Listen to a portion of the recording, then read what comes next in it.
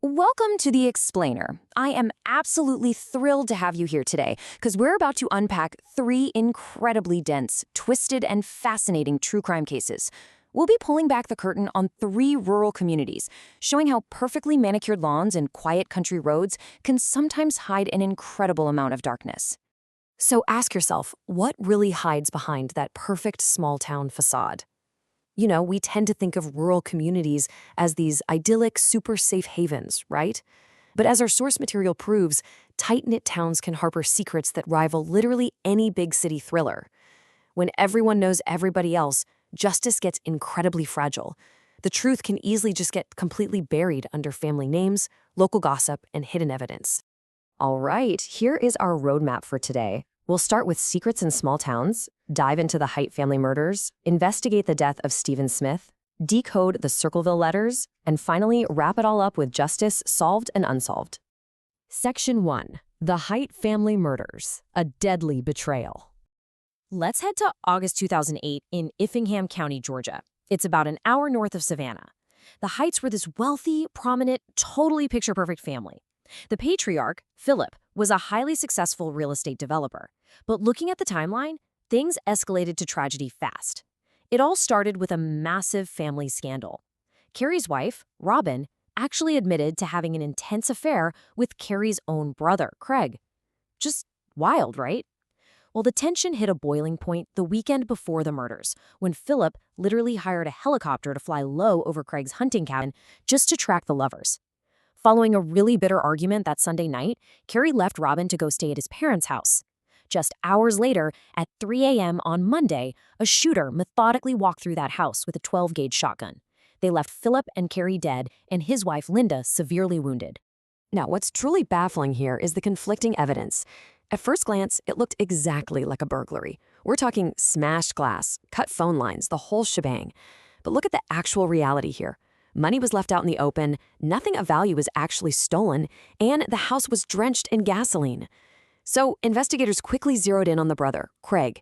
His shotgun, his boots, and his gas can were all missing. And most damningly, he had these deep bruises on his arms. Experts stated those bruises required about 48 to 50 pounds of recoil pressure, which is totally consistent with firing a heavy shotgun.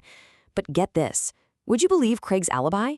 He actually claimed he got those severe bruises from tripping in the shower and falling onto a toilet. No way, right? Well, ultimately, Craig Height was sentenced to 2 life terms plus 85 years, and that was despite a complete lack of physical DNA evidence tying him to the actual scene. His own mother and surviving brother still believe he's innocent, but you've got to listen to this chilling admission from Robin, the woman right at the center of this storm.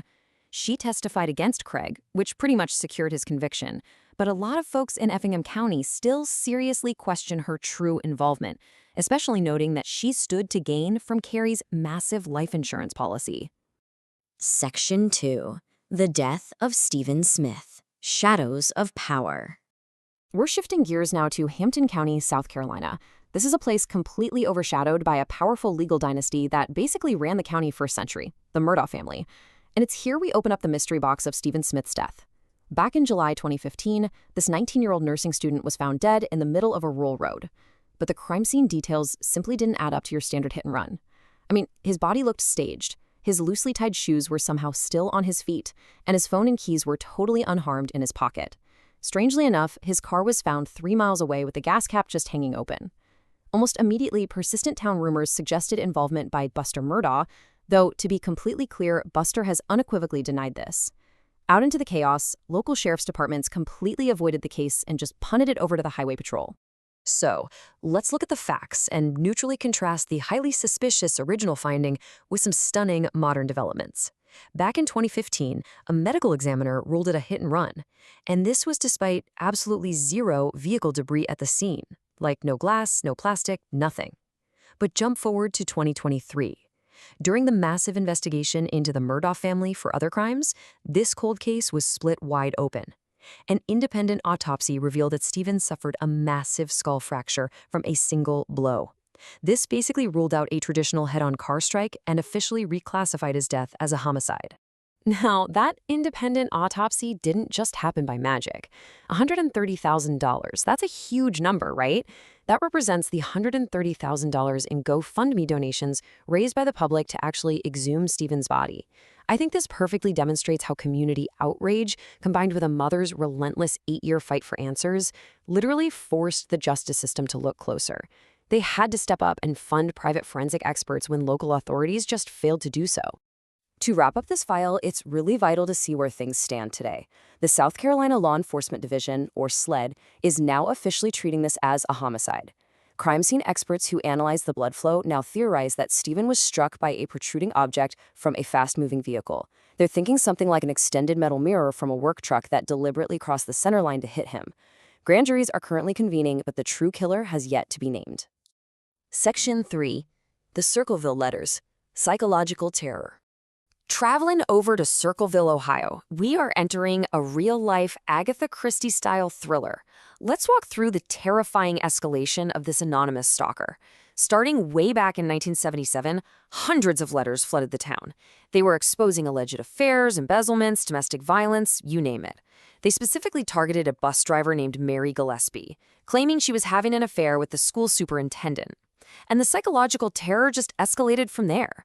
Mary's husband Ron died in a super suspicious car crash right after receiving a threatening phone call. Then, the stalker started setting up harassing roadside signs along Mary's daily bus route. When Mary finally went to tear one down, she found a rigged industrial chalk box containing a loaded .25 caliber handgun. We're talking about a literal booby trap here. Okay, so the investigation managed to tie the gun from the booby trap to Mary's brother-in-law, Paul Freshour. But the handwriting? That was the real battleground. Forensic document analysis is all about looking for highly unique, repeatable quirks. Well, a top forensic expert examined the letters and noticed a highly specific pattern. The writer made their lowercase g shaped exactly like a number 6. And guess what? The expert found this exact same quirky numerical pattern in Paul Freshour's personal known handwriting. That piece of evidence is what ultimately led to his conviction for attempted murder. But here is the absolute craziest twist. Even with Paul locked away in prison, the letters didn't stop. Hundreds more were mailed out while he was sitting in solitary confinement. So that leaves us with two dueling theories. On one hand, a renowned former FBI profiler believes the writer was actually a manipulative, uneducated female bully. They base this on the grammar and phrasing, which totally pointed away from Paul, who actually had a master's degree. On the other hand, the forensic document expert basically swears on the Bible that Paul's unique numerical patterns prove for a fact he wrote them all. That would suggest he either smuggled them out somehow or he had a really dedicated accomplice on the outside. Paul Freshour spent a decade in prison and eventually died in 2012. He aggressively maintained his innocence to the very end. I really want to leave you with his eerie, almost prophetic prediction on screen here. Because honestly, even from the grave, the debate rages on. Was he a criminal mastermind who set up a deadly booby trap? Or was he framed by someone else? Some people think maybe it was his ex-wife or even his own son, who later tragically took his own life. Section 4.